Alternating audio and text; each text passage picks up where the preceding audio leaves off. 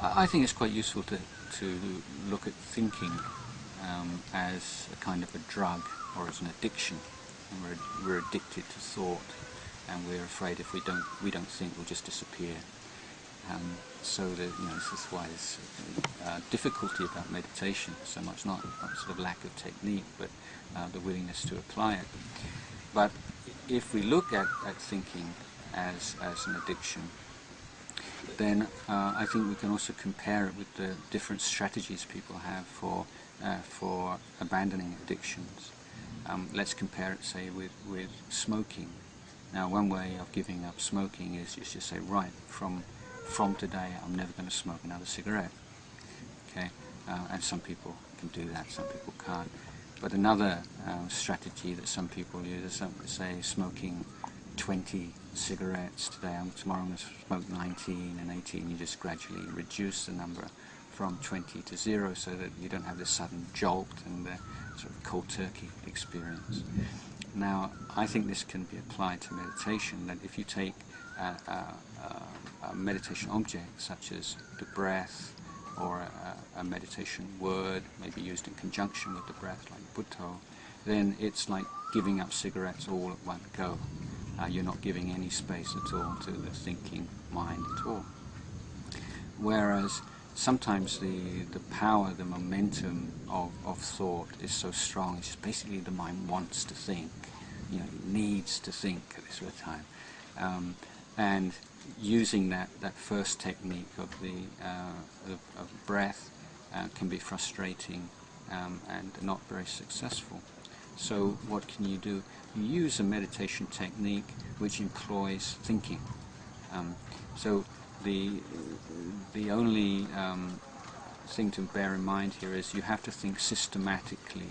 You have to follow a train of thought. It doesn't mean thinking this, thinking that, basically on a subject of Dhamma, because the mind will not become clear and calm in that way.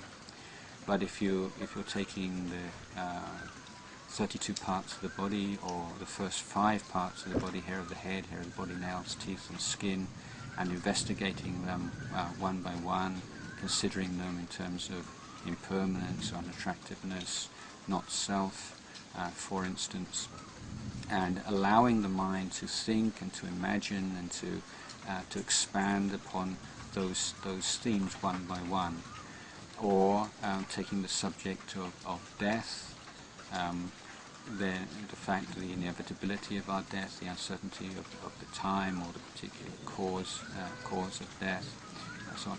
These kinds of discursive meditations can allow us to gradually reduce our addiction to thinking.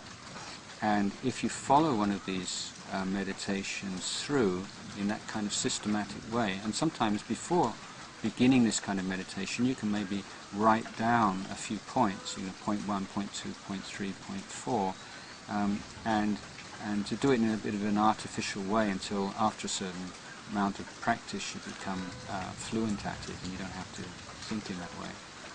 Then you reach a certain point where it's as if the mind just gets bored of thinking. It's just like the thinking's a heavy weight and you just, I don't want this anymore. And you just put down the burden of thought, and then the mind can go to the non-discursive objects such as the breath in a very complete, enthusiastic, committed kind of way. So dealing with the addiction of thought by cutting it off right at the beginning, by turning the mind to the breath or some physical sensation or some word or some concept, or else using discursive thought in a very systematic, step-by-step manner until the mind puts down thinking with a sigh of relief.